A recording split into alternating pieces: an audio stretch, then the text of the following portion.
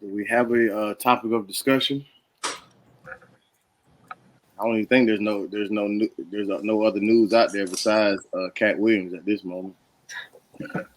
The whole world been talking about Cat Williams. I didn't watch it.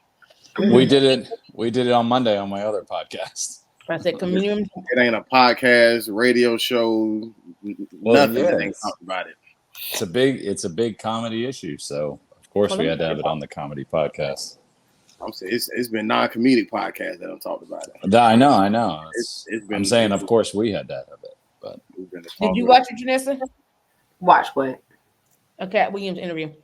I did not. I just saw some clips, but he's just throwing shade. I didn't have 2 hours and 48 minutes long to give to that. No, he's throwing shade because he thinks somebody stole his joke. So I don't really know what the topic would be, but this is just what I feel like has been I have a topic. Theme within the past 10 days of 2024. Well, why don't we do Janessa's this week, and then I'll put some stuff in the chat, and you guys can check it out, and we'll do the other one next week. Then we'll be set for 2 weeks. Sounds good to me. All right. Alrighty. Boom shakalaka. Top of the world. Top of the world. Yeah, top of the world. Top of the world. Yeah, top of the world. Top of the world. Yeah, top of the world. Top of the world. Yeah, top of the world. Welcome, ladies and gentlemen, to another episode of the Worst Ones Podcast. This is the podcast for preachers' kids who come and be the absolute worst. My name is Rudy Wilson. I am a PK. Got Kellie Lee in all black. She is a PK. Got Terry Weezy with hairs almost long as mine. He is a PK. Your hair is really long right now, Terry. And Is it? Janessa Rowland. No, you know what it is? I don't have any product in right now. I got nothing to like tame it. This is Terry au natural. Gotcha. Yeah. And Janessa Rowland in the building, our honor roll student, who is also a PK. So how's everybody doing? What's popping? Kellie Lee, talk to us. What's good on your end? I'm good. Can't complain. Back at work. I don't have much to say. Gotcha. Yeah. Did you wear? I see you had on your Kappa Alpha sweater. Did Yes. you wear that to work or something? So on Wednesdays we wear pink. It's a Mean Girls reference for those who don't know. But no, on Wednesdays, all of the members at my elementary school of Alpha Kappa Alpha Sorority Incorporated wear paraphernalia. So Gotcha. most times I'm coming from the gym, so I take it off before I get home. But yes, so today I came straight from work, so I'm here in my pink and green. Are you still at Orange Theory or whatever it is? Yep, still at Orange Theory. Gotcha. Still at Orange Theory. But when I leave work late, let me not tell you this. So if I'm late, y'all won't know why. Am I? I'm good. Have you had any more run-ins with the trainer lady or the trainer person? Nope. So she was at LA Fitness. And though I've been paying for LA Fitness for the past however many years, and I haven't been in the last 2 years, I've probably been to LA Fitness twice, 3 times in the last 2 years, and I pay a good $30 a month. Oh, I'm gonna talk to you about something because I have like 5 gym memberships and I only pay one price. Oh, I including LA Fitness and Planet Fitness and Snap and Brian's on the list. It's a whole bunch of them. Huh? I'll tell you later. Please. Please change my life in 2024.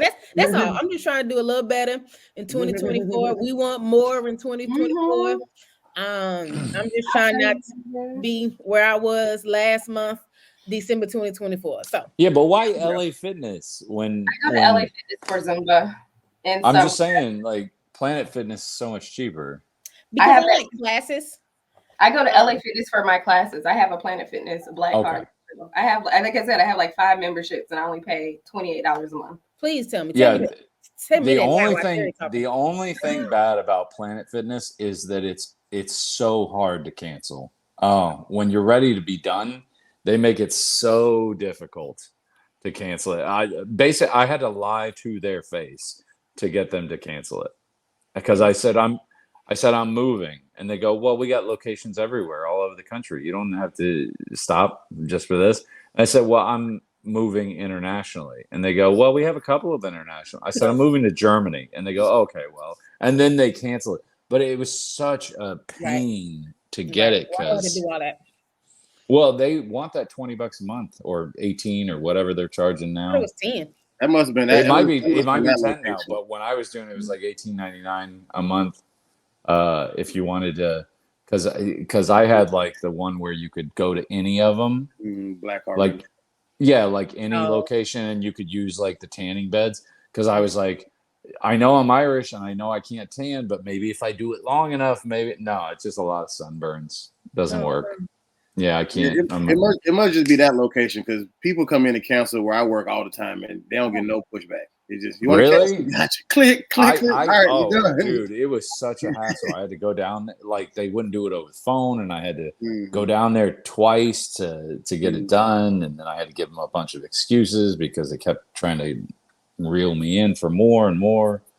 A lot of them are. I mean, they franchise, so people run they ship differently. So it may just the thing is, if they wouldn't have given me such a hassle to cancel it, I'd be singing their praises. I like that gym, I went there all the time. It was great, but I'm sure if you call Rudy not about to go back and forth with you. All right. Rudy not about to ask no questions. He's got Rudy ain't got time for that. All right? Rudy be like, okay. You done. Done. Yeah, not at all. Well, this was a long time ago too. So this was like back in like in all fairness, this was like back in 2007 or 2008, something like that. Other than your Planet Fitness harassment, Terry, how have you been? I've been doing great, actually. Discussing a bunch of new things. I'm doing dry January. That's been fun. I started Monday. I'm just kidding. It's not been fun at all. I thought it was going to be fine, but then like the Dolphins had a big game against the Bills, so I went over to my brother-in-law's house. He's like, "Hey, you want a beer?" I'm like, "No." And then my sister chimed in. She's like, January is when the playoffs are, and I was like, "Yes." Yeah. That's when it gets tough. You should be good for the Super Bowl. That's in February. Yeah, that's what she said. She was making the point. She's like, "Isn't the Super Bowl in January?" Like making a snide remark, and I was like, "No, it's in February. All right, I can still have my beer in February." But I've actually been drinking this African red rooibos tea. If you've never heard of it, you can get it on Amazon. It's super cheap, but it's just tea. But it lowers your blood pressure and ladies, helps your complexion if you're interested. Clears out toxins and all that stuff. Super cheap. And luckily for me, super delicious, actually. I can't stop drinking it. It's so good. It tastes like it doesn't have vanilla in it, but it tastes like vanilla. So like no sugar needed, no honey needed, no nothing.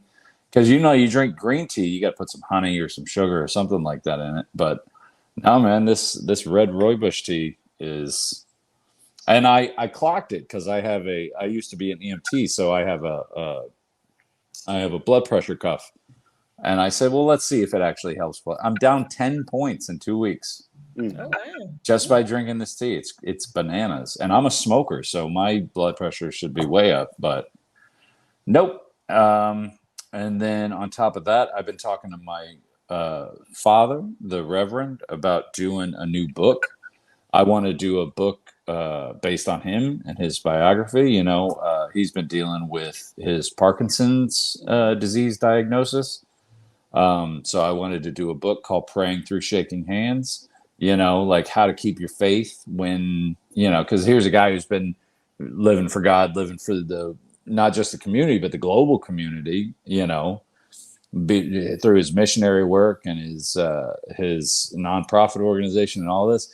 And now I'm like, because we got into a real conversation about it, and I asked him some real questions. I'm like, don't you feel like, I mean, if I was you, I'd feel a little like, you know, why me? I've been doing your work for 50 years. What's up? You know, like that's what I would feel like. And so we had some real conversations. I'm like, we should write these down. I said, you should let me do like, so now we're in talks about doing something like that. Now, obviously he wants it done, you know, the right way, but maybe that's the next book is, you know, and that would be crazy awesome to me to be able to tell my own father's story, you know. And there's a lot of good stories in there that would make a really good book, you know.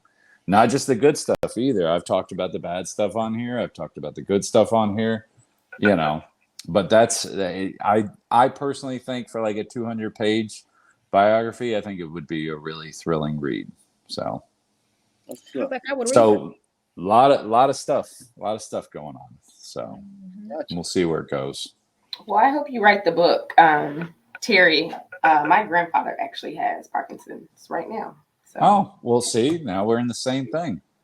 Have you seen the Michael J. Fox, the new movie that he put out last year? It's in contention for the Oscar. It's been getting all its acclaim. I watched it. He really wanted to see it, and I said, let me watch it first, you know, because I got it. I bought it and downloaded it, and I said, well, let me watch it first because, you know, for him, it's like I don't want to like bring him over a thing, even though he wants it. I don't want to bring him over a thing of being like, here's the Ghost of Christmas Future kind of a thing. You know what I mean? Because he's still like he's just in like the second year, and Michael J. Fox is like 30 years in at this point. But I watched it, and I gotta be honest, it's one of the most incredible documentaries I've ever seen. Wow. Like it's called Still. If you want to watch it, it's available. You can on. I don't think it's streaming anywhere, but you can buy it for like $3, or you can rent it for like $3 or buy it for like 10. But it's an incredible documentary because he got diagnosed when he was like 26, you know? Yeah, which is incredibly rare. And at the height of his fame, like right after the third Back to the Future movie, you know, like right at the height of his fame is when he got diagnosed. So to watch him go through all that and for him to be so honest and open, because he's very honest, he's very open. It shows him with his physical therapist and falling and getting hurt and just it breaks the heart, but it also kind of rejuvenates the spirit a little bit. You know, because it's like he has such a good, optimistic attitude about it. You know, and not to mention, shout out to them. His Parkinson's Foundation has raised over $2 billion so far in the last 15 years for Parkinson's research.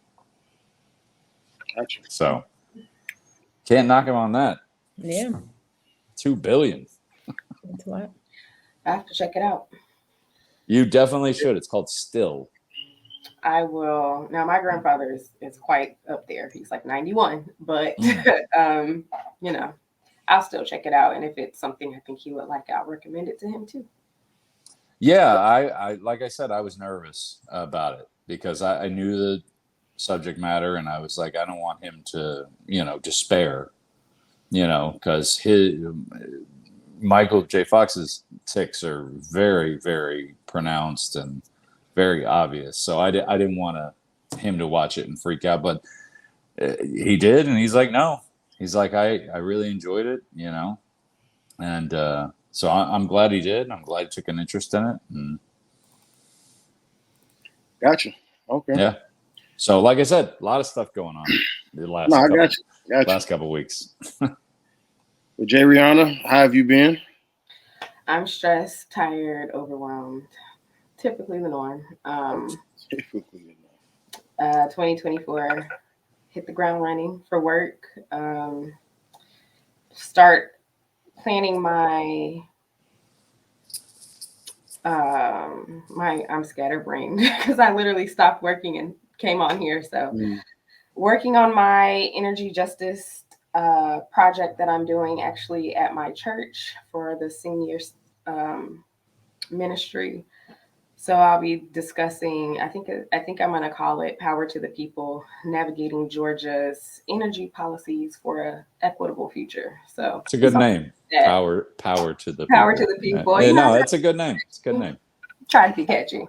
So yeah, just busy work, professional development, podcast. All the things that I do, fitness. So yeah. Real quick, Mhm. solar, wind, thermal. What's your choice? They all have benefits and You're not a politician. Come on. no, I'm serious. Like they all do. So it's not an easy way to be like, oh, it's just this. Like it's a conversation. But yeah, that's I'm all about solar, man. God gave you the sun. It's the biggest source of energy in the whole galaxy. Like, let's use it. But let's use it. The issue though is like, how much sun do you get? Where's your position in terms of the horizon? How long do you get intense sun? Because it doesn't make sense to invest in those type of equipment if you're not going to generate enough power to be, to make it make sense. So that's why some places solar might be good, but then wind might not be good, or thermal might be good, but solar might not be good. So they all have their benefits. That's why I was like, it's not an easy like, oh, this one. It's all hard. right. I just remember I went to Germany for the first time, and like every farm had solar panels on every roof of every building. And I get when people say like it looks ugly. It's like, yeah, well, get used to it. It'll be fine. But like every farmer that I talked, because my ex-wife lived in like a rural place, so it was a lot of farms. But every one of their friends that had a farm that I talked to, they said, well, at first it was hard with the initial cost. They said, but now normally I get checks from the power company because I'm backfeeding power into the grid now. And I'm like, live on farms. Do they have lots of trees around their house? Or no. On their exactly. See, I see what you're saying now. That's what I'm saying. I see. In Georgia, we got all the trees. Yeah. Houses, it doesn't make sense. Tennessee so that's too. Yeah. No, I get you. Yep. But other than that, we making it. How are you, Rudy? I'm just gonna go ahead and get straight to the topic because at this point, I just want to bring me and Kellie back into this conversation that we had. I'm sorry, it's on me. I'll take it on this one. I haven't been drinking, so I got lots of energy. It's all good. It's all good. All right. We got a scotch over here. Real quick, Kellie, did you have something that you wanted to run back from last week's topic, or are you? I didn't get a chance to listen to it. Okay, gotcha. Yeah. Okay. Well, why are you laughing? He did. So y'all saw me in the chat. I wrote that the day after. Right? Yeah. And so then I started writing Rudy personally. Rudy didn't send it to me till like 11:30 Monday night. Yeah. Oh, was it Monday? Oh, I thought it was yesterday. Okay, yeah. Yeah, so it was. It's an hour podcast. 11:30 Monday night. Yesterday was super crazy because I wanted to listen to it when I had time to like sit and focus and just do that because I really felt like. I got two thoughts at one time.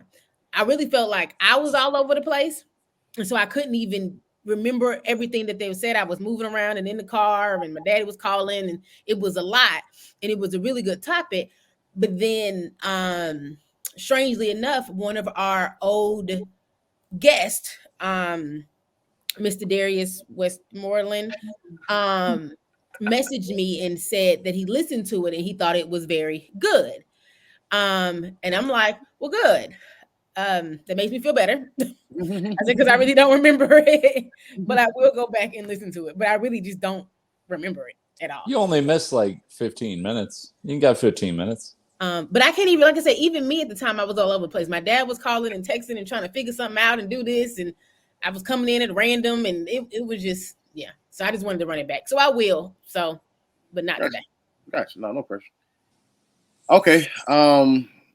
Well, Janessa, do you want to kind of reiterate how we got to our topic today as far as standing on business and where the world is with the accountability Yeah, I mean, I guess I didn't really have a fully fleshed out topic with a nice bow on it, but I was just thinking about what's kind of been transpiring in the news for the past couple of weeks. There's been a lot of stories that have come out, whether it's jokes that were stolen or abuse that happened in the past. Like, it's just been all sorts of stuff that's been coming out now, and it's by people that we have grew up with, or watched their stuff, or known or seen them somehow been incorporated in our lives. And it's just what does that mean now? I guess how does that, now that this information is brought to the forefront, what are we supposed to do with it? How is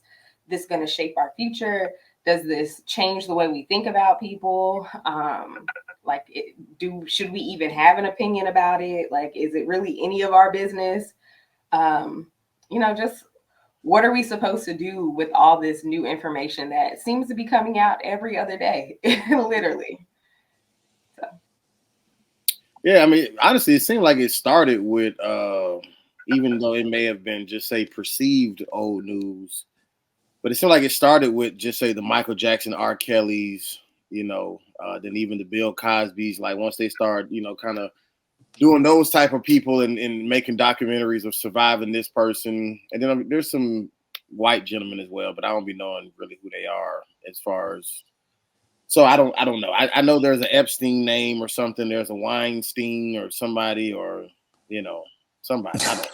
I don't know. Very, very different dudes with very different charges. But okay. I already made my disclaimer. I don't know who they are, but I'm saying y'all get what I'm saying. It's them people.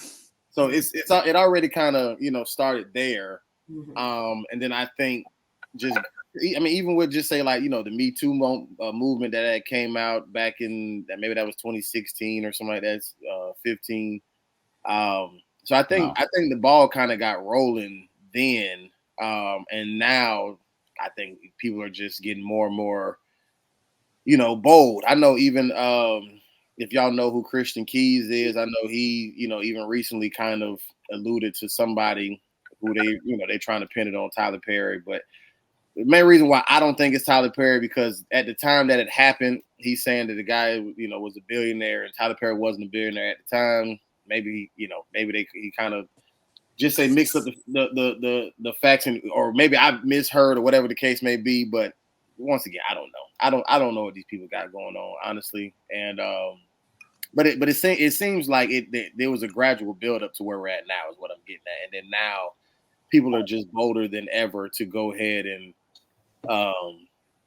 start doing it. And then I think, I don't know if y'all were aware of this or if you know even exactly what it's called, but I guess something had happened. Some type of law or something was passed where for a certain time period, I don't know if the statute of limitation was up or it couldn't be used or whatever the case may be, to be able to basically bring up old stuff, which is when the Diddy and all this other stuff, started coming out. And so I guess to ultimately answer your question as far as, what are we supposed to do with this information? How are we supposed to feel? I know even pre-show you were saying that when Cat Williams started talking about Cedric Entertainer stealing his jokes, how some of your friends were like, oh man, Ted, was my favorite. Now they don't know how to look at him, or maybe they used to like the Steve Harvey show, but then now they, when he said that it was a ripoff of Hanging with Mr. Cooper, they don't know how to feel about it.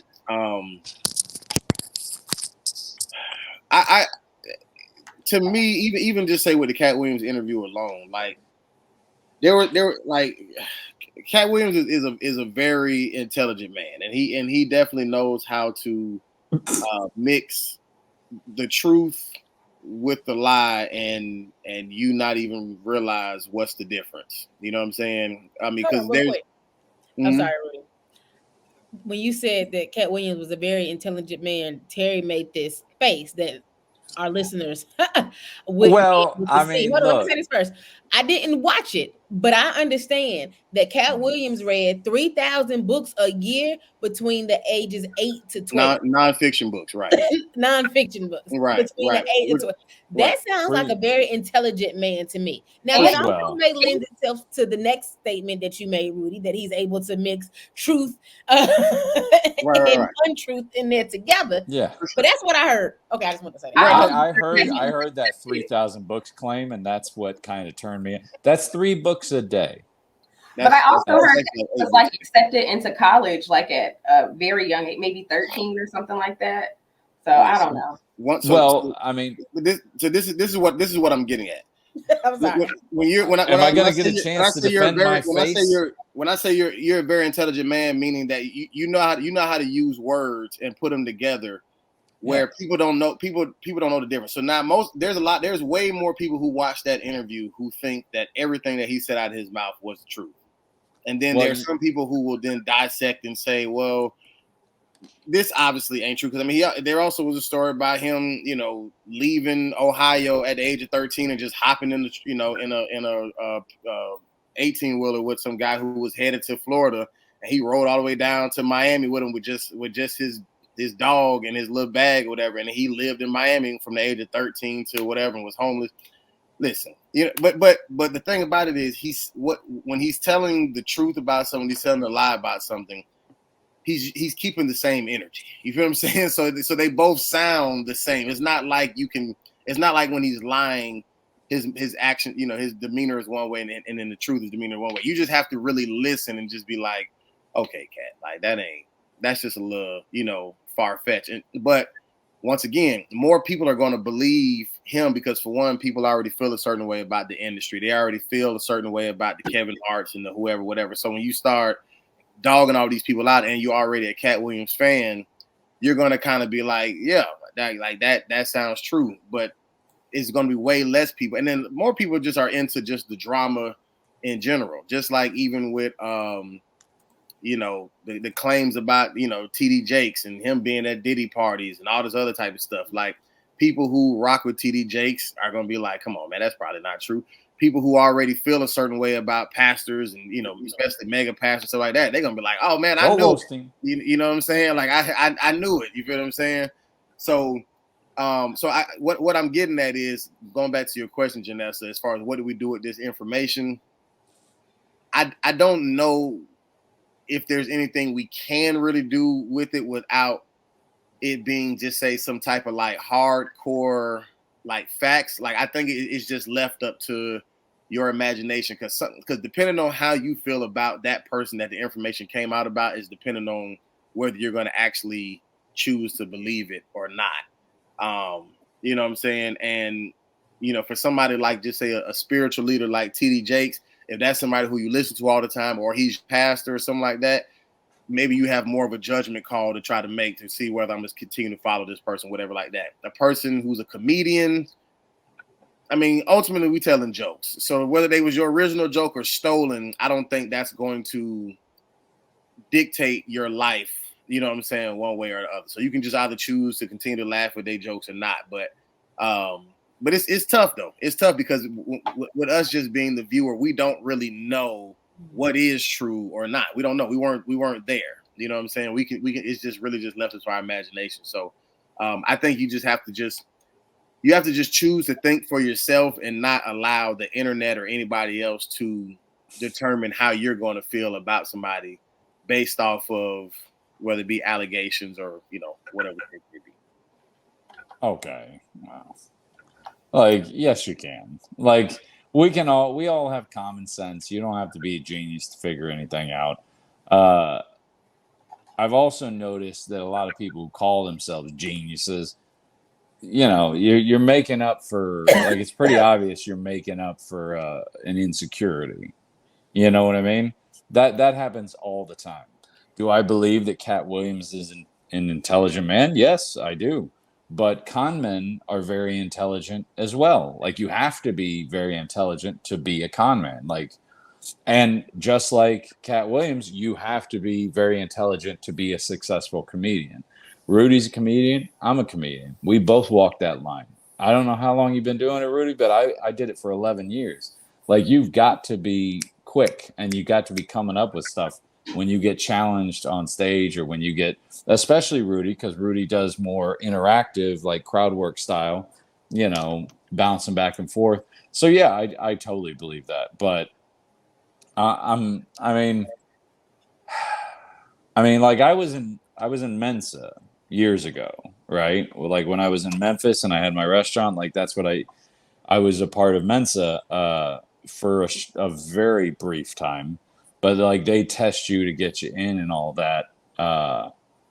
And if their tests are to be believed, I've got my IQ is 156, but I wouldn't go out in this situation that he would. I wouldn't go out and be like, oh yeah, I'm a genius and blah blah blah. You know what I mean? Like, it just screams of desperation and insecurity, and given his physical stature, that wouldn't be surprising, because there is certain complexes that affect men who are of a certain stature. It just, So anyway, that bit aside, what when you said he's a very intelligent man, the reason that I did that, the reason that I reacted that way was like, yeah, but there's also like a lot of drug history here, Now, some of it has come to light through different things, and some of it hasn't.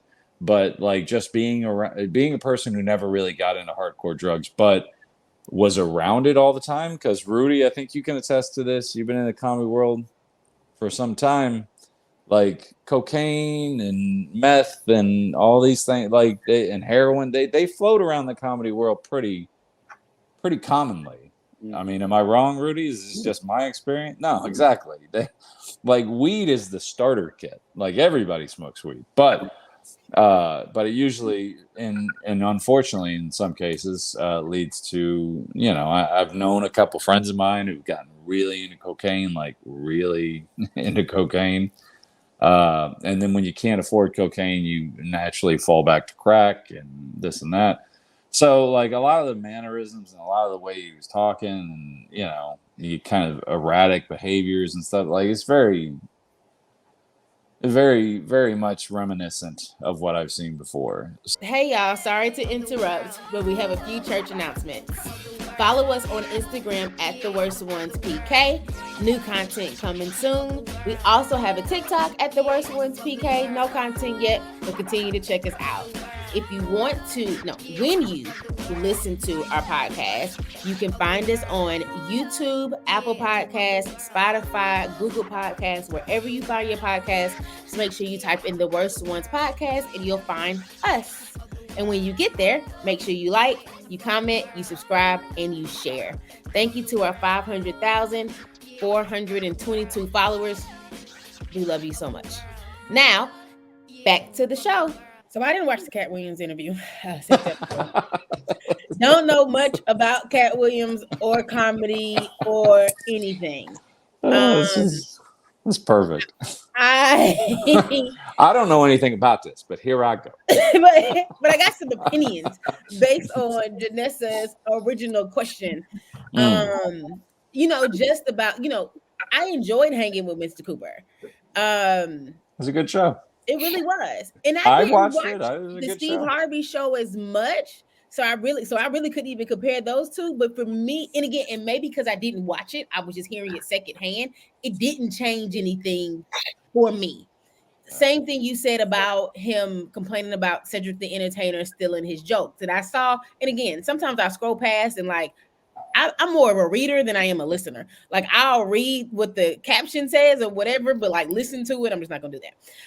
And so I saw with Cedric the Entertainer, like, I guess showed a video where he made the joke way before Cat Williams, or whatever.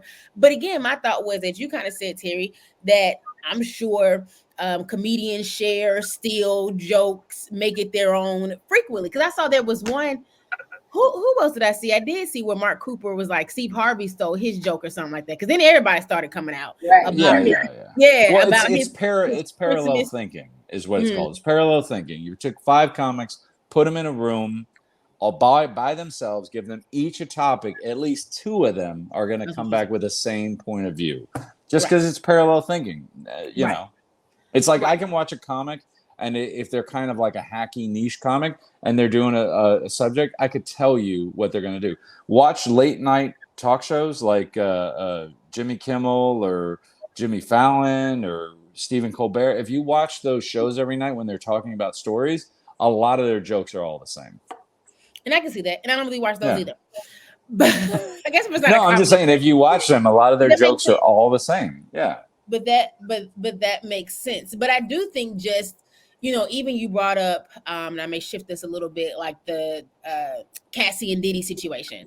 And Rudy, you went back to R. Kelly and Bill Cosby and all of those things. And Janessa, you said something about accountability and if it's our business. And I feel like on one end, yes, do I feel like that just because you're a celebrity, that you shouldn't be held accountable for your actions? I definitely feel like you should. I feel like you don't, you know, that you're not above the law. And of course, we've heard that story time and time again. They have OJ got away with it. Huh? OJ got away OJ with it. didn't do it. Okay. Sure. But but because of fame, because of money, because of who you know, that you're able to get away with crimes, and that isn't right, and it isn't fair, and they should be held accountable for it. But I also feel like that on one end, it's also not my business sometimes. That sometimes hold this person accountable, but I don't really need to know. I don't really need to know. And so I think I see both ways. Everything in the Cat Williams interview seemed like it was minor. It sounded like he didn't say nothing too big. It was great for some great memes, some great discussions, some great conversations, some good laughs. I had a meme somebody sent to me about Cat Williams the other day. I put on my Instagram, hilarious. Didn't even watch it, but it was hilarious. I hear that he has a special coming up, and so this was a great way to not a comedy tour. special, a tour. There we go. And this was a great way to introduce that. You know what I'm saying? So I get that, but I think on the like larger scale of things, in terms of like criminal acts in celebrities, definitely should be held accountable. But no, it isn't always my business. But I get the same. But I also think that the same way we praise these celebrities for their work, for their talent, for their gifts in music, in arts, in theater, in movies, that maybe we also need to know some of the bad as well. So it's not, like Diddy's stuff don't stink. Diddy out here committing crimes too that he needs to be held accountable for. But also, Diddy has a certain amount of money where that was open and shut in about 24, 36 hours. We heard about it. Diddy never said nothing. Next day, her lawyers came back and said they didn't resolve it quietly. So still, money still gets you this level, level of escape. Right. Because I can throw money at the issue and then go ahead. But joke theft is not a crime. You can steal jokes. That's what I said on a larger scale. What Cat Williams said was minimal, right? Yeah. With small stuff. He didn't say, it was entertaining. And as far as, hanging with Mr. Cooper and the Steve Harvey show being similar, I could name you 1,000 shows that are similar. Terry, we get it. You're making the same point. We get it. We get it. I got you. Yeah. I got you. All right. Just making sure. I'm making sure it's clarified. That's all. Right. We get it. Right. That's what I said. Right. I think she said we're past the jokes and just the entertainment factor, but the people who are doing stuff on a more criminal scale, you're saying they should be held accountable for sure. Right, and they should. Right. And I think the victim should stand on business and stand on what happened to them and feel comfortable and confident and safe enough to be able to speak out about it. Because a lot of times I feel like the reason why you hear about it 15, 20 years later is because the victim was too afraid, because the offender threatened them, the people in their crew threatened them, this is a celebrity, no one's going to believe me, those things. And I hate that women and men have to be put through that, that they feel threatened and scared because I'm in the presence of this celebrity, or I'm in the presence of this millionaire or this billionaire or someone who has all these connections and is little old me. And I think of all of the people, again, men and women who wanted to, and I never listened to Christian Key's whole story, you know, but I know that it sounded like that he was much younger in the business, new in the business. I know people who are trying to break in with music and the arts and whatever, you know, a part of you wanting to get on, be put on, is to meet these stars and celebrities and people who've already done it. And then for them to make those situations uncomfortable for them, it's sad. It is sad. And I do think they need to be held accountable for it. And again, and because of this conversation, I kind of want to go back and listen to Christian Keys' story, because I wonder, and you guys may know, like, why he decided to tell this story now, especially not saying who it was. You know, most of the other people, when they came forward, they were like, hey, it was Diddy, hey, it was this person, hey, it was this person, you know. But for Christian Keys to come and want, you know, and tell his story, but not want to tell us who it was. Was it to bring awareness? Was it, you know, I do want to come back and see kind of what his purpose was. But I definitely feel like stand on business, hold the person accountable. But I hope he's doing it not only in this social media stance, but like legally as well. I'm glad you said that. And I think we have, as a society, been doing that more and more. Rudy mentioned Harvey Weinstein earlier.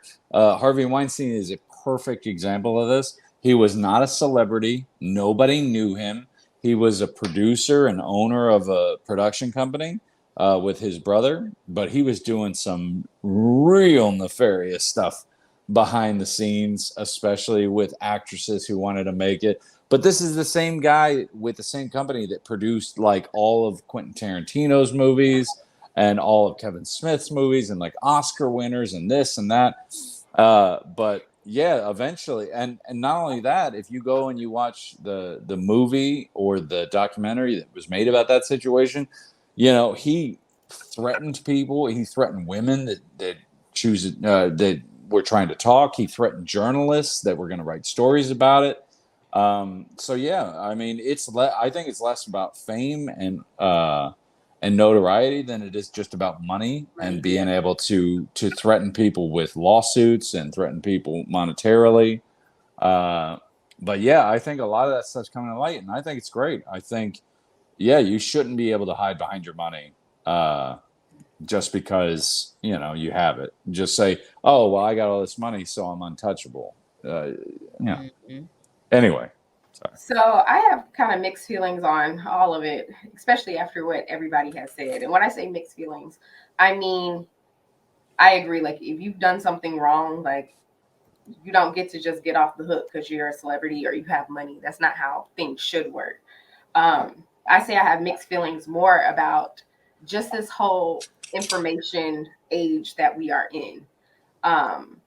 The Cat Williams interview, I don't know the exact numbers, but they said it had like millions of views within like 24 hours and 48 hours. It's like just record-breaking views. And even with like the Diddy and Cassie situation, for that type of situation, you know, it's a legal thing. Court documents are public, you know, you can get access to certain files or whatever.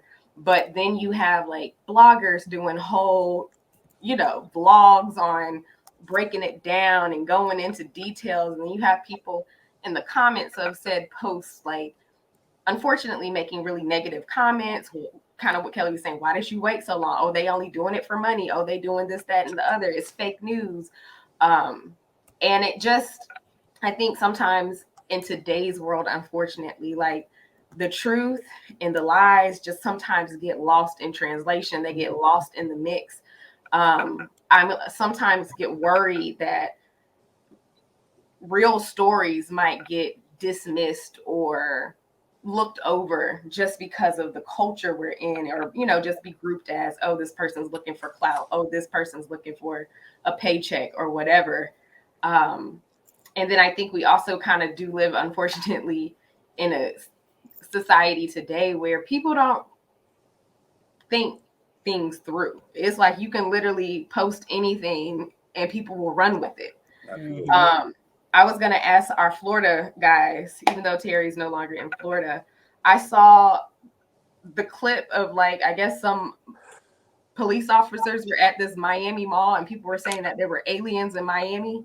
And there's literally like a video clip going on with like a shadow figure walking in front of all these police officers. And I was just like, Yeah. I don't think it's aliens, but if I could see like a younger person seeing that clip and being like, oh, bet there's aliens in Miami. You know what I'm saying? Yeah. Of course, I'm like, okay, it could have been edited. You know what I'm saying? Like, that's what people do these days. But Absolutely. people would absolutely run with it and say there are aliens in Miami. And so I just think it's, it can be beneficial in terms of getting your story out there and making people aware. Then to like Kellie's point, okay, but are all the details necessary? Because that's the other thing. People want to know what's in the files, what's in this, what's in that. Then you got people just saying whatever and people are believing it. And so I don't really know what the future holds, given how we interact with news and how we ingest news and how we actually process it as well. Are we actually thinking things through? Are we just taking what they say and going with it? I don't know how it's going to play out. I don't know how it's going to play out for future victims who may speak up. Kind of also to your point, Kellie, I don't know the ins and outs with Christian Key's situation. I've seen people are really upset. They're like, well, if you're going to throw something out there, you need to say a name. And it's like, okay, but also if he's saying he experienced something that was traumatizing to him, who are we to say he's ready to like bring that to the public? And then it's then why did he bring it up to the first place? And it's just, I don't know. Like, I just don't know. It's just all over the place. So, and it's interesting.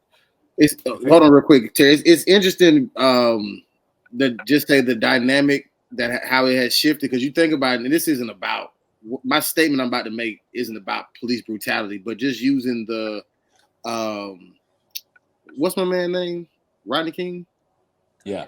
Like, so using that whole situation like as an example, right? So like that was like that got caught on tape because there was somebody who just happened to live at that angle and happened to have a video camera up at that particular time of night and decided to record, right? And that was the first time that just say something like that was able to be caught on camera, right? And so there was a time where just say, news or catching something live or even just being able to put something out there via video wasn't even a thing. And then all of a sudden something like that happens, and then now we have this footage of this man being beat by the police or whatever. And then now you look at all these years later where now somebody can edit aliens being, in Florida, or even somebody like, like Steph Curry has videos out there of him just like, just throwing the basketball behind him from like way down court and making the shot or whatever like that.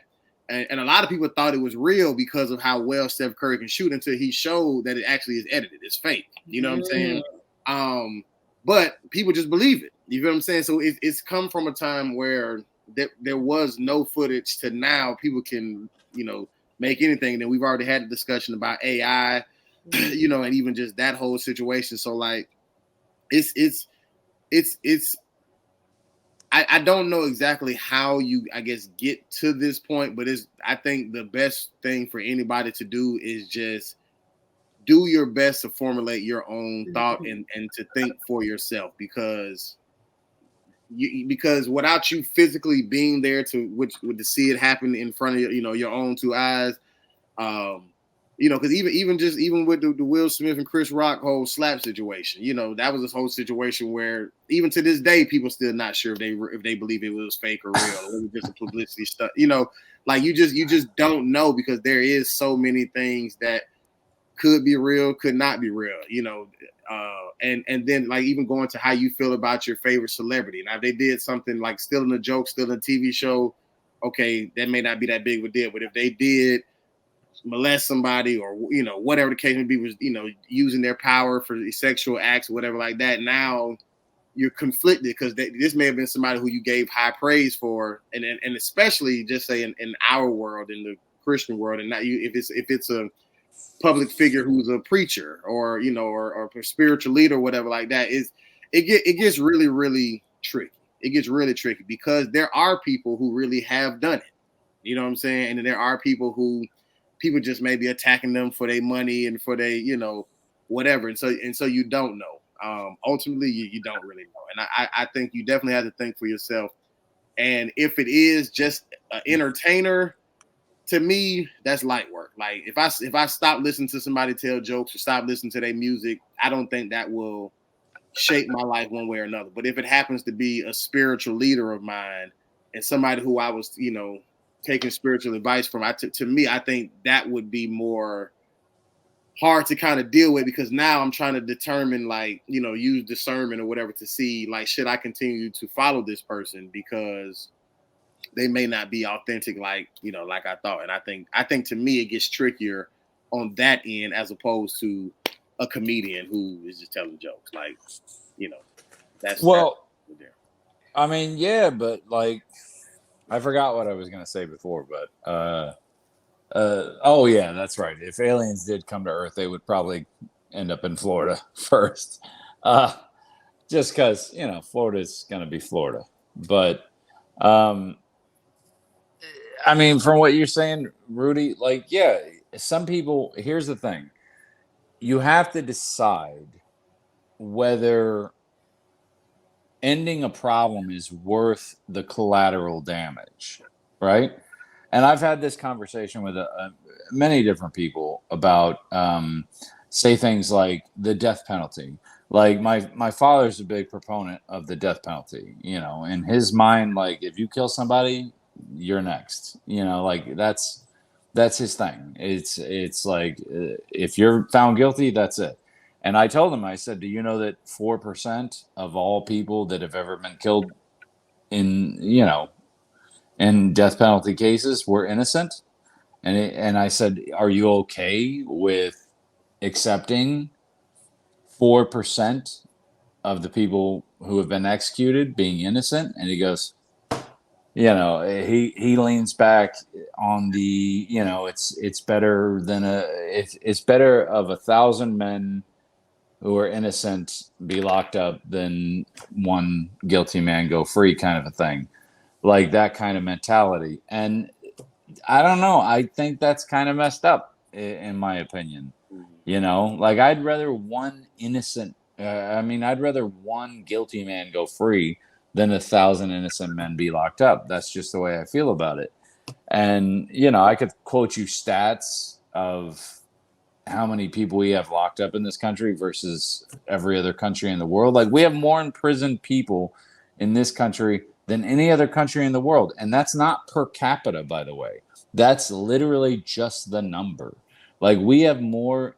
China has 3 times the people that we do, and we have more incarcerated people in this country than they do. Like, that's pretty messed up, in my opinion.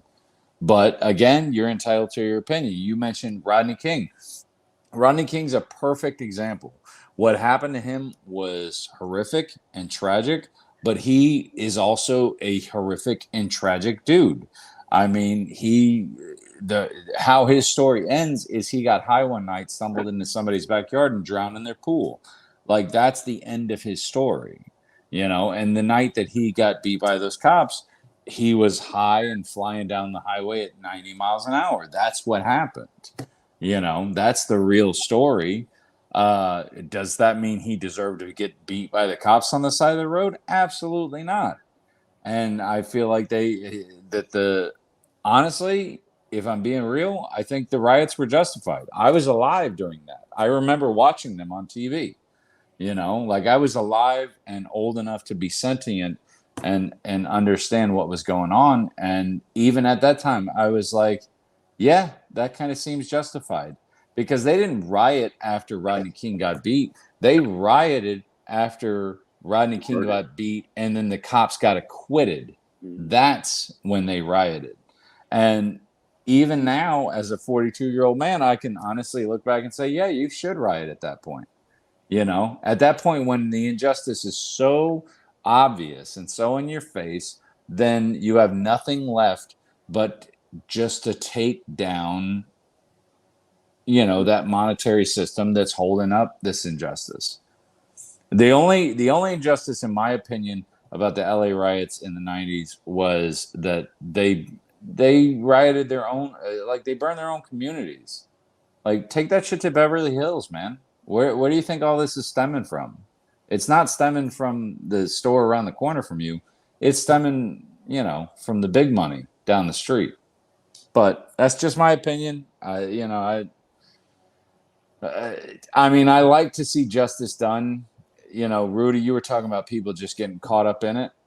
My favorite comedian, the person who inspired me to start in comedy, Louis C.K., got caught up in the Me Too movement. Now, when it first came out and he was first accused and this and that, and I was like, oh, I can't even be a fan anymore. Like, I got to abandon. But then I read the actual story, and I read it from the, and I'm going to say this, supposed victims. And I read about what their accounts were, and then I read his open apology, and I was like, this is nothing. This is nothing. And that's happened to several comedians. Aziz Ansari was another one who got caught up in it.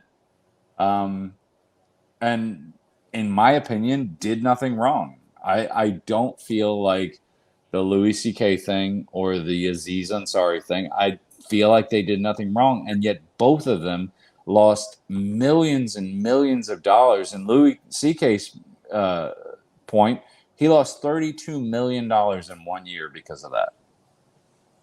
And when you read the transcripts, I don't see anything. I don't see anything criminal.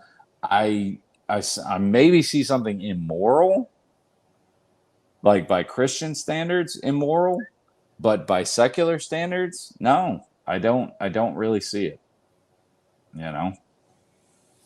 I'm sure I'm sure you guys don't know, didn't follow the story like I did, but basically, if you invite two women up to your hotel room, and then you're there and you say, hey, can I do this? And they both agree, like, yeah, go ahead. And then they do it. And then 15 years later, they come back and go, well, we weren't actually agreeing to that. And it's like, okay, well, what? Like, you know what I mean? I just didn't get it.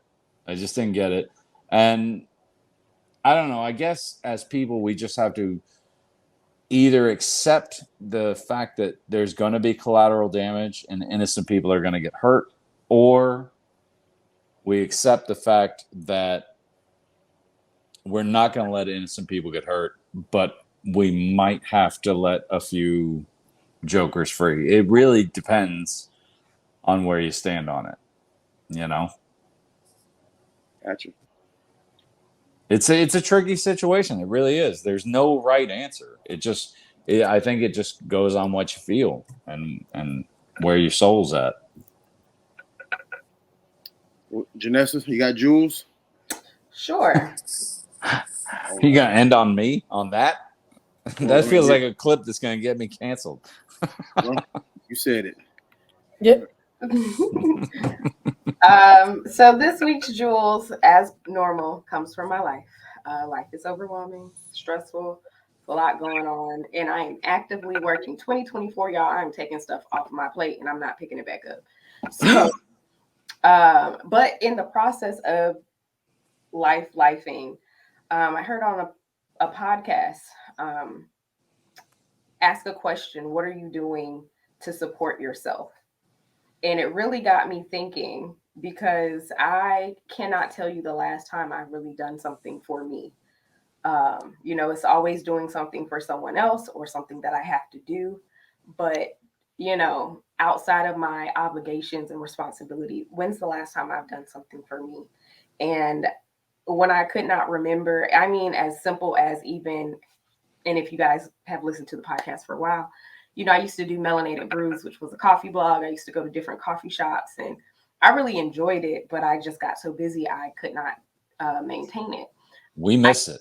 I can't tell you the last time I've gone to a coffee shop to get a cup of coffee. Like, that's how stressed out and busy and overwhelmed I am. And so I just want to encourage all of y'all, especially if you are overwhelmed like me, just take some time to take some inventory and see how are you supporting yourself in your, in your everyday life. Because at the end of the day, you're all you have. You only get one life to live. You only get one body. So take care of you. And that's it. Amen. Amen. Now that you say that, I noticed there's a little tea shop. Like, I didn't even know it was there, but we just found it this past week. There's a little tea shop in our town square. I don't know how they're paying the rent, to be honest with you, because that's a very high cost area, and it's just a little tea shop. But I thought about you, and I was like, maybe I need to go by there and try their tea, because I like tea. You know, I like coffee, I like tea, I like beer. All the that's why I say like all the melanated brews. Like I said, we miss you. But I was like, I should go by there and try that tea and do a little video, and I should send it to Janessa. I'll post it on Melanated Brews. I will if you send it, but I'll send you a couple, because I'm like I said before we started, that African red rooibos tea, I am all about it. I don't know if you've ever tried it, but it's so good. It's so good. You should try it. I'll have to try it. I mean, you did send me the what's it called, and that was good. So I'll have to try. Send me the name. The Illy coffee. Yeah, that Italian. Or no, it's not Italian. It's like Swedish, but whatever.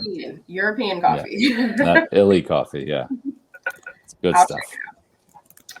That's it. All right, Princess Kells.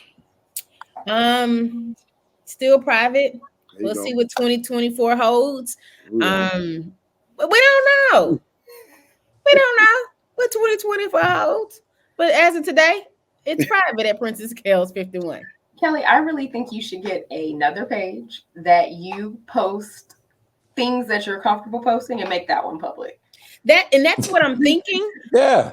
That's what I'm thinking. Why are we in Princess Kells 51? Because nothing is on, but just shifting what I post. Maybe and doing the close friends, and I could do that. I just haven't. You know what it is? Princess Kells 52. Like that's the VIP. No. That's it. I hear what you're saying. That's my line number now. So I'm gonna say that's not gonna work. It's changed, but I do hear what I do feel what you're saying. No, it's fine. Just or Princess Kells 50. 51's for everybody, but guys, 50, why are we entertaining this guy? She's not gonna come off private. We're trying to be supportive here. Okay. Y'all can find me on a _. We have fun over there when I do post. And Melanated Brews coming back soon. Maybe 2026. There we go. 2026. Good. Yes. That's too long. Because go ahead. No, it's all right. Go ahead. Because what? I was gonna say something else. Did you finish your outro? No. At Terry Wayne Comedy on all social media platforms. And as always, the book Unclaimed Ashes is on sale now. And hopefully by the end of 2024, we'll have a new book out here to promote. And at Risa_G. Okay, go ahead, Kelly. So back to my Princess Kells 51. So started with it. 2 weeks ago, I did like a mini review for a restaurant that I went to out here. I was Keith Lee's cousin. And it was actually Kelly.